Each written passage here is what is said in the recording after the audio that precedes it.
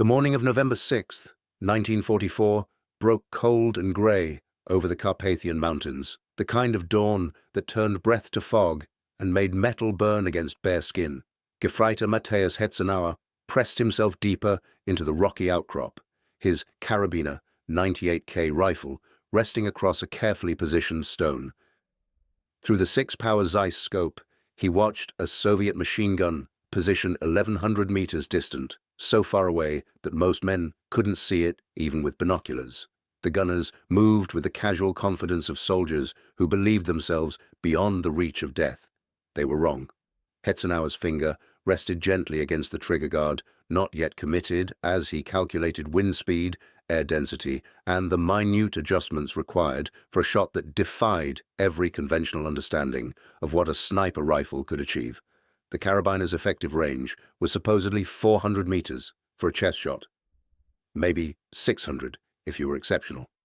1,100 meters was considered impossible by every manual, every instructor, every tactical doctrine the Wehrmacht possessed. But Matthäus Hetzenauer wasn't raised on manuals. He was raised in the Tyrolean Alps, where his father Simon taught him that distance was just another variable to master, like wind or light or patience. The irony wasn't lost on him. Just 20 months earlier, in January of 1943, he'd been a simple farm boy from Brixen im Thale, working his family's land above the village, spending his days tending livestock and hunting deer in the mountains that had shaped his family for generations. The Hetzenauer family had farmed the same rocky soil for centuries, descendants of Austrian peasantry who survived through stubbornness and skill with a rifle. His father kept the family fed through hunting, stalking chamois and red deer across mountainsides where a single misstep meant death. Young Matthäus learned to shoot the way other boys learned to read, accompanying his father on hunts before he was tall enough to carry the rifle properly. Simon Hetzenauer believed in economy, in making every shot count because ammunition cost money and noise scared away your next opportunity. He taught his son to observe first, to understand the habits of prey, to recognize the subtle differences between a deer's alert posture and its relaxed grazing. He taught him that patience wasn't passive waiting, it was active hunting, the deliberate construction of the perfect moment. The village of Brixen im Thale sat nestled in the Kitzbühel Alps, surrounded by peaks that stretched toward the sky like the broken teeth of ancient giants. Long sight lines were a fact of life there. Distances that would seem impossible to city dwellers felt ordinary to boys who grew up watching eagles hunt from valleys half a kilometer below. Matthäus developed an instinctive understanding of how light and shadow played across distances, how morning fog changed the apparent location of objects, how wind that felt gentle in the valley could be violent at elevation. His childhood was marked by physical labor and mountain crafts, learning to move through difficult terrain without exhausting himself, to read weather signs in cloud formations, to construct shelter from whatever materials nature provided. These weren't romantic skills taught in comfortable classrooms. They were survival techniques learned through necessity by people who lived in an environment that killed the careless and rewarded the competent. On Christmas Eve of 1924, his parents, Simon and Magdalena, had him baptized in the medieval parish church, a ceremony that connected him to centuries of Catholic tradition in this isolated corner of Austria. He grew up with 2 brothers and a sister on the family farm, the Sonnleithof, which perched on a hillside above the village proper. The farm demanded constant work, seasons marked by planting and harvest, by the need to prepare enough food and firewood to survive winters that could isolate the valley for weeks. His uncle Joseph had served in the Austro-Hungarian army during the First World War and kept his medals displayed in the farmhouse, including an iron cross that young Matthäus studied with fascination. The uncle's stories weren't romanticized tales of glory. They were clinical descriptions of what worked and what failed, of how men died when they made predictable movements, of how officers who understood terrain lived while those who didn't perished along with their men. If you're enjoying this deep dive into the story, hit the subscribe button and let us know in the comments from where in the world you are watching from today. By September of 1942, Austria had been part of Germany for 4 years, absorbed through the Anschluss that Hitler orchestrated in 1938. Matthäus was 17 when the draft notice arrived, conscripting him into the Mountain Reserve Battalion 140 at Kufstein. The Wehrmacht needed soldiers, and boys from farming families were considered particularly valuable, already accustomed to physical hardship, capable of enduring conditions that broke city-raised recruits. Basic training was supposed to transform him into a proper soldier, to replace his individualistic mountain skills with the collective discipline of military formations. But after 5 months, in January of 1943, he was discharged and allowed to return home. The reasons remain unclear in available records, though it's possible the military initially assessed him as unsuitable for standard infantry service, too independent, too accustomed to operating alone in the mountains. The reprieve lasted less than a year. In January of 1943, a new draft notice arrived, this time assigning him to the Styrian Truppenübungsplatz, Zitaler Alpe training grounds. Here, everything changed. At Zitaler Alpe, Matthäus encountered something unexpected, an institution that valued exactly the skills the regular infantry had found awkward. This was where the Wehrmacht trained its snipers, and the instructors recognized immediately that the quiet farm boy from the Tyrol possessed abilities that couldn't be taught. From March to July of 1944, Hetzenauer underwent specialized sniper training. 4 months of intensive instruction in marksmanship, camouflage, fieldcraft, and the psychological demands of killing men at distance. But for him, most of the curriculum felt like formalization of knowledge he already possessed. He understood camouflage because he'd spent years stalking deer that could detect a human heartbeat at 50 meters.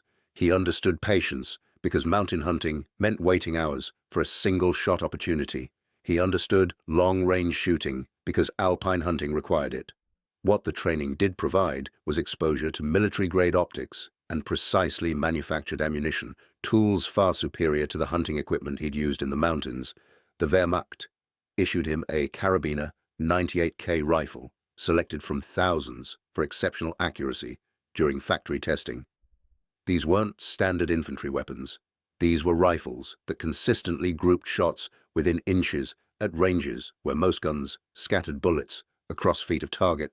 The Karabiner 98K was a bolt-action rifle developed from earlier Mauser designs that dated back to the 1890s but refined through decades of military use. It fired the 7.92 by 57mm Mauser cartridge, a powerful round with excellent ballistic characteristics. Hetzenauer's rifle came equipped with a Zeiss Zielsex 6-power telescopic sight, higher magnification than the standard 4-power scopes most German snipers used. This choice was deliberate. Most snipers preferred 4-power scopes because they offered adequate magnification while maintaining a wider field of view, useful for spotting targets and tracking movement. But Hetzenauer, accustomed to identifying chamois at ridiculous distances in alpine terrain, wanted the extra magnification. He understood that the narrower field of view was a trade-off he could manage, and the doubled magnification extended his effective range dramatically. The rifle itself was a masterpiece of mechanical engineering, though not without limitations. As a bolt-action weapon, it required manual cycling after each shot, slower than the semi-automatic Gewehr 43 that was becoming available. But Hetzenauer, schooled in his father's philosophy of making every shot count, understood that rate of fire mattered less than hit probability. A sniper who needed multiple rapid shots was a sniper who'd already failed. The training at Zitaler Alpe emphasized mountain warfare tactics specific to Gebirgsjäger units, the Wehrmacht's mountain infantry divisions.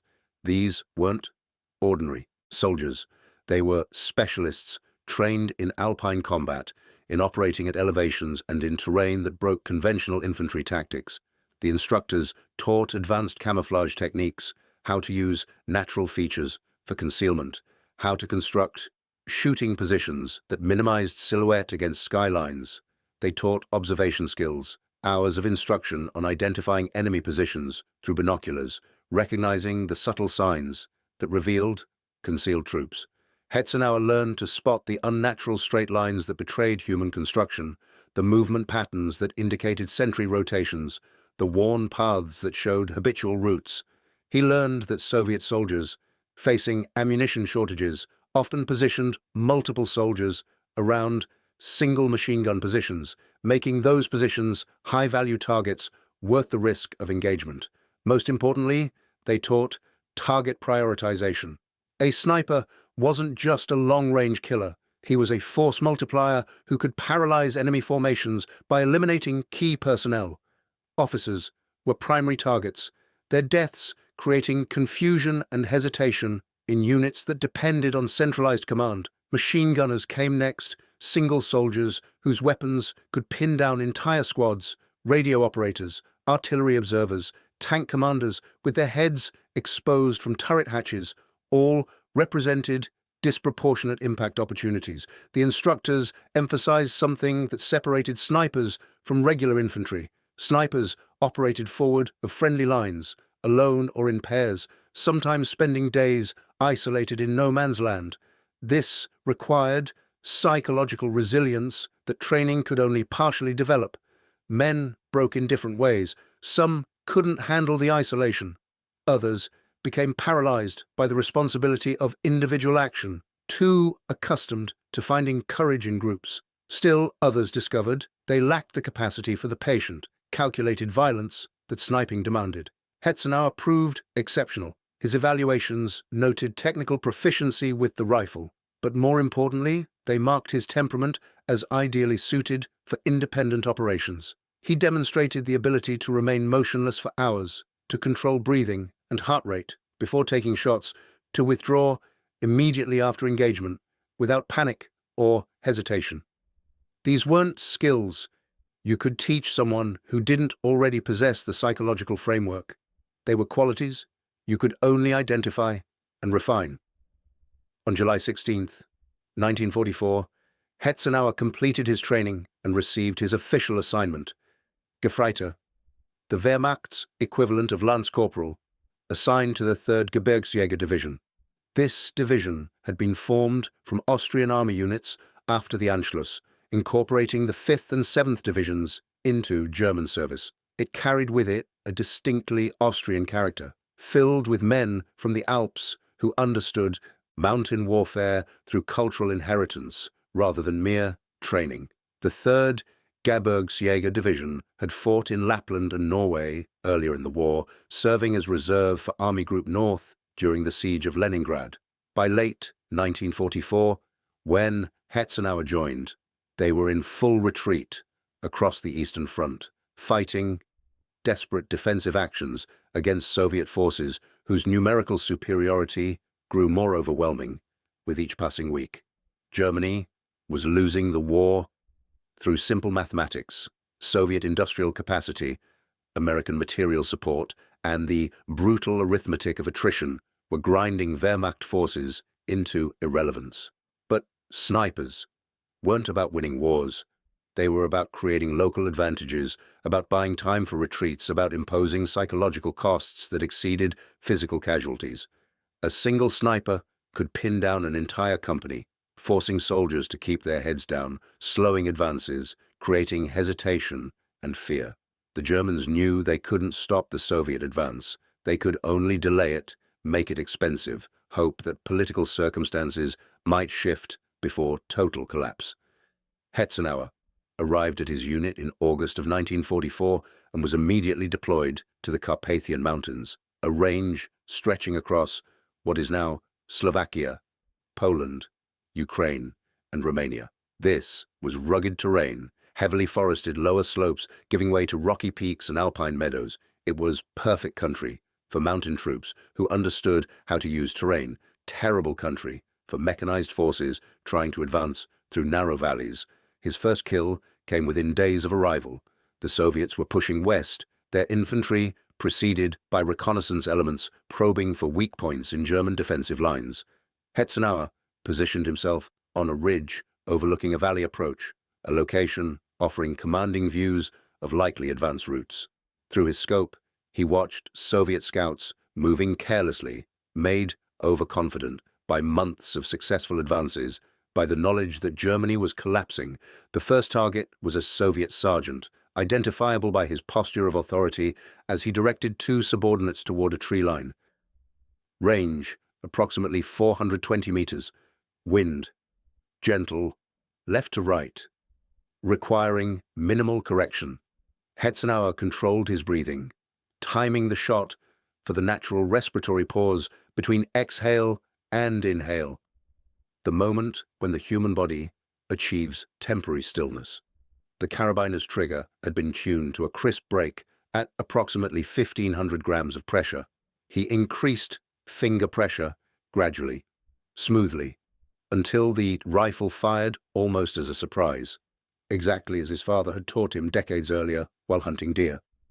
Through the scope, he saw the Soviet sergeant collapse. The other soldiers dove for cover, but had no idea where the shot originated. Hetzenauer cycled the bolt, chambering a fresh round, but held fire. No point revealing his position for low-value targets already pinned down by fear. He withdrew immediately, moving along a pre-planned route that used terrain features to break line of sight, putting 500 meters between himself and his shooting position before Soviet artillery inevitably plastered the ridge. This discipline, this immediate withdrawal after engagement, became his signature. Many snipers, drunk on success or eager to increase kill counts, stayed in position for multiple shots. These snipers died when enemy artillery or counter-snipers found them. Over the following weeks, Hetzenauer developed a methodology. He operated primarily alone, though occasionally worked with Joseph Allerberger, another Austrian sniper in the division with similar rural background and lethal skill. They understood each other with minimal communication, two mountain hunters adapted to military service. Together, they inflicted casualties far exceeding what their individual kill counts suggested, because fear multiplied their impact. Soviet infantry began changing behavior in sectors where the two Austrians operated. Soldiers moved more cautiously, officers stayed hidden, machine gunners abandoned positions after firing brief bursts. The paranoia that effective snipers created was its own weapon, slowing advances, creating uncertainty, imposing caution that bought precious time for German defensive preparations. Hetzenauer's kill count climbed steadily. 10 in the first 3 weeks, 20 by mid-September, 30 by early October. Each kill followed the same pattern. Careful observation, patient waiting, single well-placed shot, immediate withdrawal. He targeted officers whenever possible, recognizing their uniforms and the way subordinates oriented toward them. He targeted machine gunners because their weapons represented disproportionate combat power. He targeted artillery observers because their deaths meant less accurate fire support for Soviet attacks. The Wehrmacht required documentation for confirmed kills. Unlike some armies that accepted individual soldier reports, German snipers needed witnesses, typically an officer or multiple soldiers who could verify the shot and its effect. This created an inherently conservative count. Hetzenauer's official tally of 345 confirmed kills represents only those deaths that could be documented according to strict protocols. His actual number was almost certainly higher, perhaps double, but unwitnessed shots remained unverified.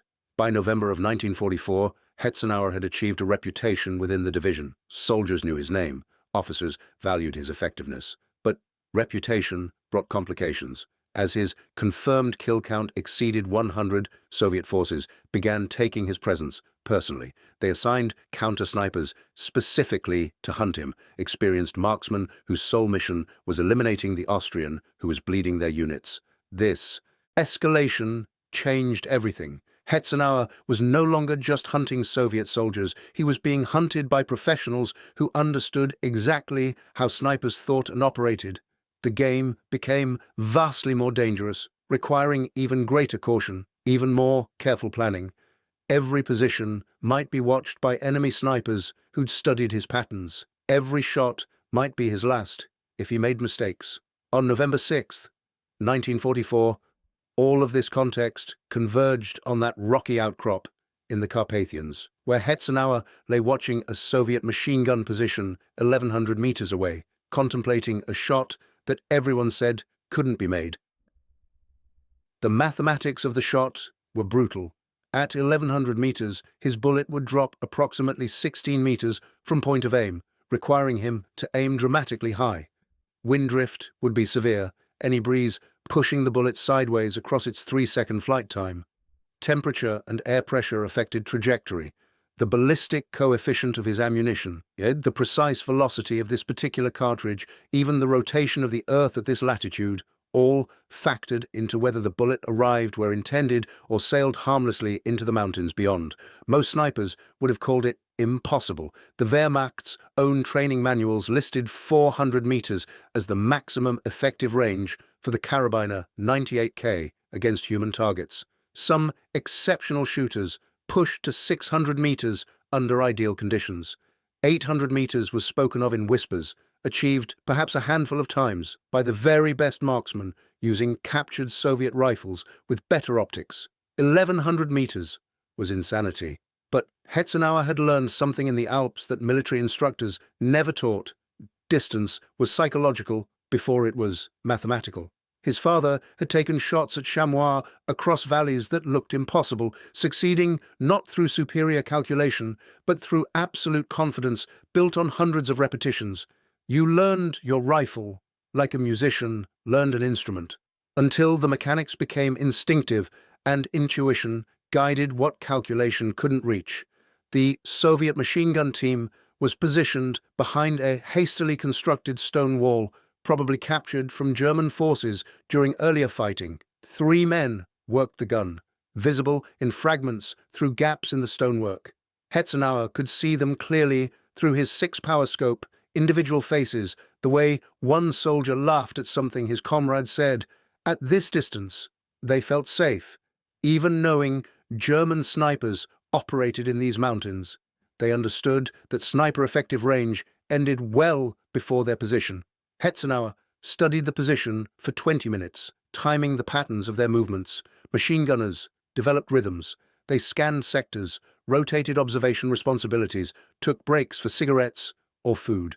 These patterns created windows of vulnerability when specific soldiers occupied predictable positions. He needed one of them to remain still. For the 3 seconds his bullet would travel, needed them exposed enough that the impact would be observable. Wind was the critical variable. He used techniques his father taught him, watching grass movement in the valley below, observing how leaves twisted on distant trees, feeling the breeze against his exposed skin. The wind wasn't constant. It gusted and calmed in irregular patterns, stronger at elevation than in valleys. He needed to time his shot for a moment of relative calm, and even then, he'd be guessing at conditions along the bullet's entire trajectory. At 10:23 in the morning, his opportunity arrived. One of the Soviet gunners leaned out from behind the wall, scanning the valley with binoculars. The position held, the man motionless for seconds as he focused on something in the distance. Hetzenauer made his final calculations, aimed high and slightly left to compensate for the variables he could estimate, and increased pressure on the trigger with the same smooth patience he'd learned stalking deer as a child. The Karabiner 98K fired with its characteristic sharp crack, the recoil driving into his shoulder. Through the scope, maintaining his sight picture as instructed, Hetzenauer watched the bullet's impact. 3 seconds of flight time that felt like minutes. Then the Soviet soldier jerked backward, collapsing behind the wall. Hetzenauer didn't celebrate. He cycled the bolt mechanically, chambering a fresh round, scanning for threats, while a small part of his mind registered what he'd just achieved. 1,100 meters, a kill distance that would be documented, that would eventually be recognized as the longest confirmed shot of the entire Second World War. Not through technology or superior equipment, but through alpine hunting skills adapted to military necessity. But even as he registered the success, artillery shells began screaming overhead. The Soviets had observers watching their own positions, ready to call fire on any German sniper locations. Hetzenauer was already moving, following his pre-planned withdrawal route, when the first shells impacted where he'd been lying 30 seconds earlier. He made it 200 meters before the shelling intensified, forcing him to dive into a depression as explosions tore through the rocks above. Shrapnel whined through the air, deadly metal fragments that killed as efficiently as bullets. He pressed himself flat, arms covering his head as the world dissolved into concussive violence. The shelling lasted 7 minutes, a lifetime of helpless vulnerability, while artillery crews walked their fire across the ridge. When silence finally returned, Hetzenauer's ears rang with tinnitus that would plague him for hours. He checked himself for wounds, finding none, and began moving again. But this time, Soviet artillery observers knew approximately where he was. Every movement risked drawing fire.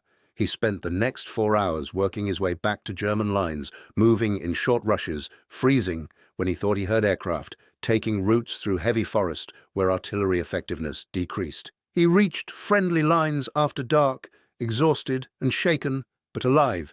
His commanding officer, General Lieutenant Paul Klatt, was waiting.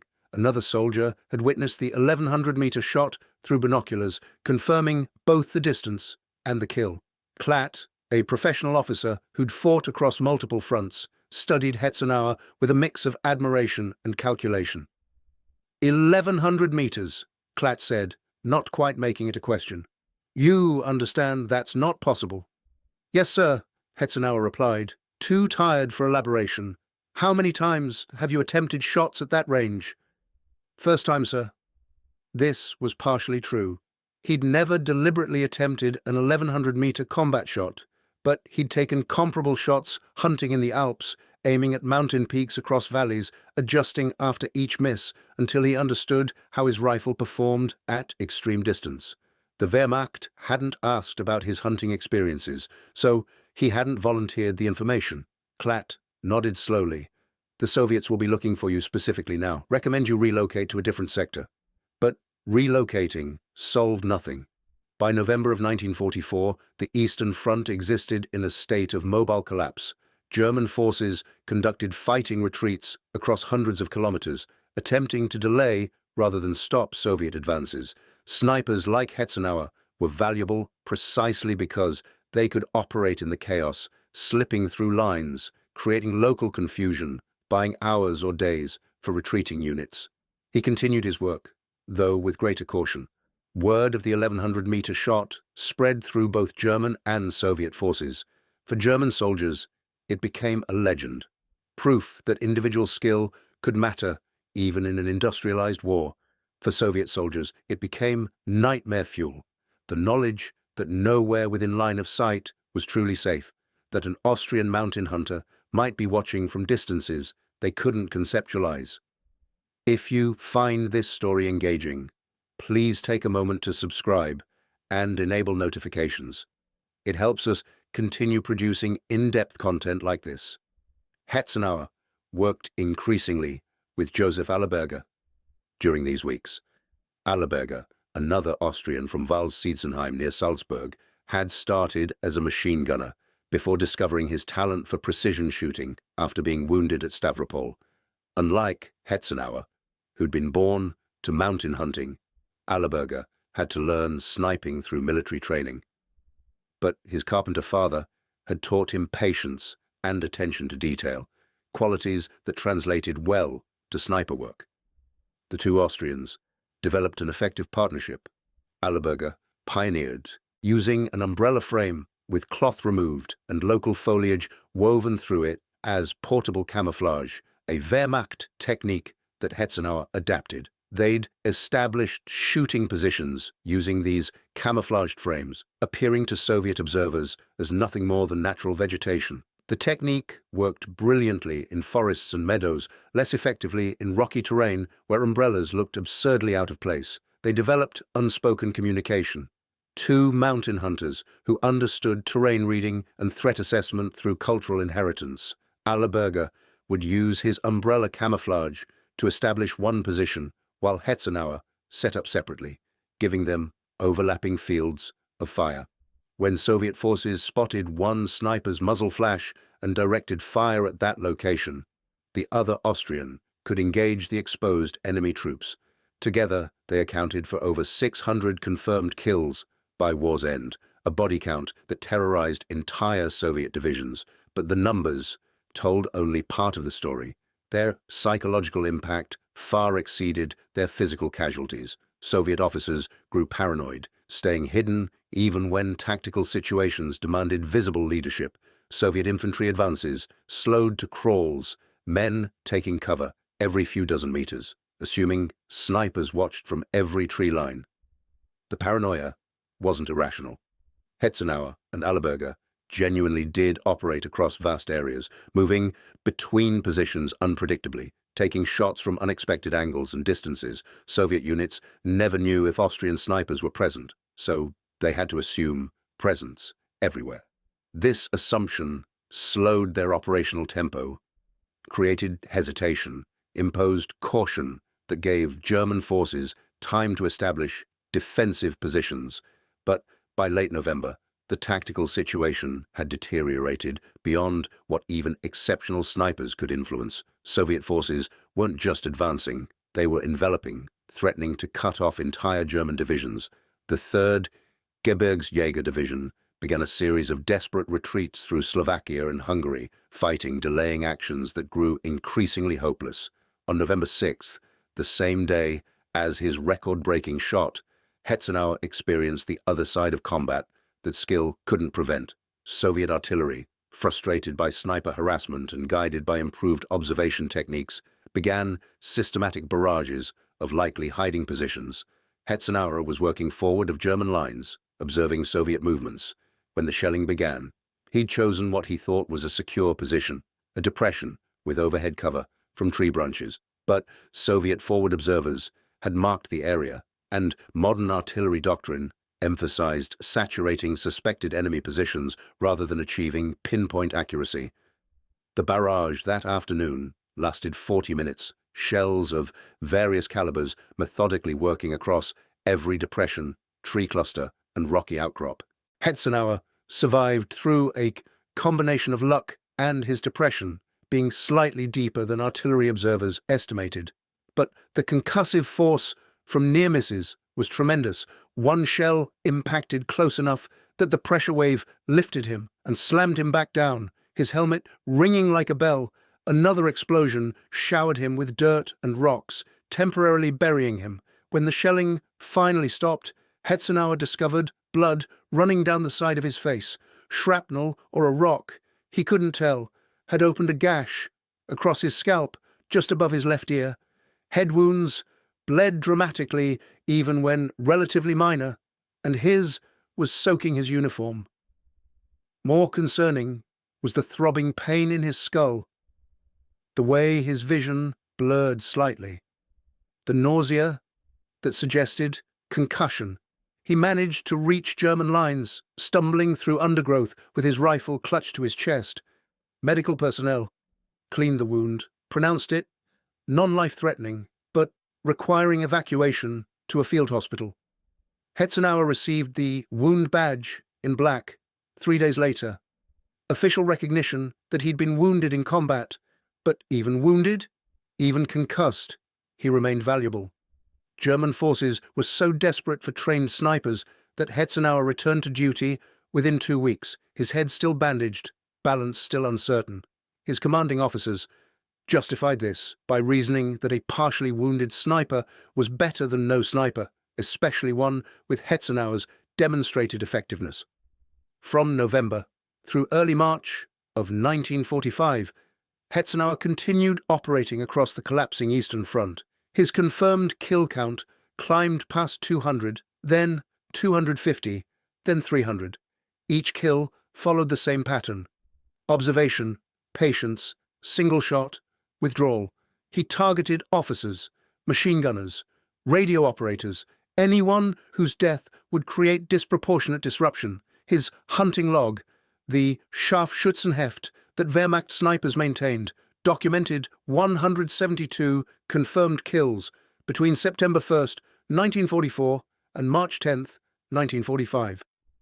This 6-month period represented his peak operational effectiveness, averaging more than 1 confirmed kill per day. The actual number was higher, but unwitnessed shots remained officially unrecorded. General Klatt, his division commander, recognized that Hetzenauer represented something unusual even among elite snipers. Most soldiers, even trained professionals, struggled with the psychological burden of killing at close range, where they saw their target's face. Snipers experienced this difficulty differently, but just as intensely, watching their targets through scopes that made distant soldiers feel intimate, observing their final moments with magnified clarity. Some snipers broke under this psychological weight, developing tremors or hesitation that destroyed their effectiveness. Others became desensitized to the point of dysfunction, taking unnecessary risks or beginning to enjoy the killing in ways that indicated psychological damage. Hetzenauer demonstrated neither reaction. He remained methodical, professional, treating each engagement as a tactical problem, requiring solution rather than as personal violence. This psychological stability, combined with his exceptional technical skills, made him extraordinarily dangerous. Soviet intelligence documents captured after the war showed they'd identified him by name, marked him as a high-priority target, assigned specific counter-sniper teams to hunt him. But Hetzenauer's Alpine-learned fieldcraft kept him alive through months when most snipers died within weeks. By April of 1945, Germany's collapse had become undeniable. Soviet forces were approaching Berlin. American and British forces had crossed the Rhine. The question was no longer if Germany would lose, but how many days remained before final defeat. Wehrmacht units fought on through a combination of military discipline, fear of Soviet captivity, and the simple absence of alternatives. On April 17th, 1945, Hetzenauer received notification that he'd been awarded the Knight's Cross of the Iron Cross, one of Germany's highest military decorations. General Lieutenant Klatt's recommendation emphasized his numerous sniper kills, which totaled 2 enemy companies. Military language, meaning at least 300 confirmed kills. The recommendation specifically noted his courage in independent actions, without regard for prolonged periods of danger to his life. The award ceremony was brief, conducted in a makeshift headquarters as Soviet artillery rumbled in the distance. Klatt personally presented the Knight's Cross, telling Hetzenauer that he represented the best of what the Gebirgsjäger divisions had achieved. It was a bittersweet honor. Recognition of effectiveness in a war already lost, valor exercised in service of a regime whose brutality Hetzenauer had witnessed, even if he hadn't participated directly. The joy at receiving such a prestigious award lasted exactly 1 month. On May 8, 1945, Germany surrendered unconditionally. But surrender didn't mean safety for Wehrmacht soldiers on the Eastern Front. Soviet forces, having suffered unimaginable casualties during 4 years of brutal warfare, showed limited mercy to German prisoners. Soldiers who'd fought with particular effectiveness, like snipers, faced especially harsh treatment. Hetzenauer was captured by Soviet troops in May, the exact date unclear in available records. His capture might have occurred during the final chaotic days before official surrender, or in the weeks immediately after, when Soviet forces rounded up scattered German units still trying to reach Western lines. Soviet captors recognized him quickly, either from documentation he carried or because his name appeared on lists of wanted German soldiers. Snipers were hated by Soviet forces who'd lost comrades to unseen shooters, and Hetzenauer's demonstrated effectiveness made him a particular target for rough treatment. He was transported to the Soviet Union for imprisonment in the Gulag system, facing 5 years of forced labor under conditions designed to break men. The Gulag camps imposed grueling physical demands on prisoners already weakened by combat and captivity. Inadequate rations led to widespread malnutrition and disease. Extreme weather, particularly during Russian winters, killed prisoners who lacked proper clothing or shelter. Punitive treatment was standard. Beatings and isolation cells used to enforce compliance. Nearly 1 million of the 3 million German prisoners taken by Soviets died in captivity. a mortality rate of approximately 33%. Survival required mental toughness, physical resilience, and luck. Hetzenauer possessed the first two qualities in abundance. Alpine farm life had prepared him for physical hardship, while his psychological stability under combat stress translated well to prisoner-of-war conditions. He survived where others broke. He endured forced labor in mines or factories, depending on camp assignments that shifted as Soviet authorities moved prisoners between facilities. He weathered Russian winters that killed prisoners who gave up. He adapted to malnutrition, learning to conserve energy, to maximize the nutritional value of inadequate rations, to avoid the infections and diseases that spread through camps with limited medical care. Throughout it all, Hetzenauer maintained the same emotional discipline that had made him an exceptional sniper. He didn't allow himself to despair, didn't waste energy on rage at his situation, simply focused on surviving each day until the next. This wasn't heroism in any traditional sense. It was the same patient persistence that had allowed him to remain motionless for hours waiting for a shot, applied to the different challenge of outlasting captivity. On January 10th, 1950, Hetzenauer was released and repatriated to Austria as part of broader prisoner exchanges that began after Stalin's policies toward German POWs shifted. He returned to Brixen im Thaler, to the Tyrolean Alps that had shaped him, and attempted to rebuild a civilian life. His 5-year absence had changed him in ways he couldn't quite articulate. The village looked the same. The mountains remained unchanged. But he'd experienced things that made peacetime existence feel slightly unreal. He married Maria, a local woman who'd known him before the war, and settled into work as a carpenter, learning the trade his friend Joseph Allerberger's father had practiced. The physical precision required for carpentry appealed to someone whose life had depended on millimeter accuracy. He rarely spoke about the war, following the pattern of many combat veterans who found that no description could convey the reality to people who hadn't experienced it. His family's farm, the Sonnleithof, eventually became a hotel, transforming the land his ancestors had worked for generations into accommodation for tourists visiting the Alps to ski or hike. Hetzenauer watched this transformation with bemused acceptance, understanding that Austria's future lay in tourism rather than subsistence farming. The years passed quietly. He lived through Austria's recovery, its eventual prosperity, the transformation of Europe from battlefield to peaceful confederation. His name remained largely unknown outside military history circles, overshadowed by more notorious figures, more dramatic stories. He preferred it this way, content with obscurity after years when being noticed meant being targeted. Hetzenauer died on October 3, 2004, at age 79. After several years of deteriorating health, he was buried in the local cemetery in Brixen im Thaler.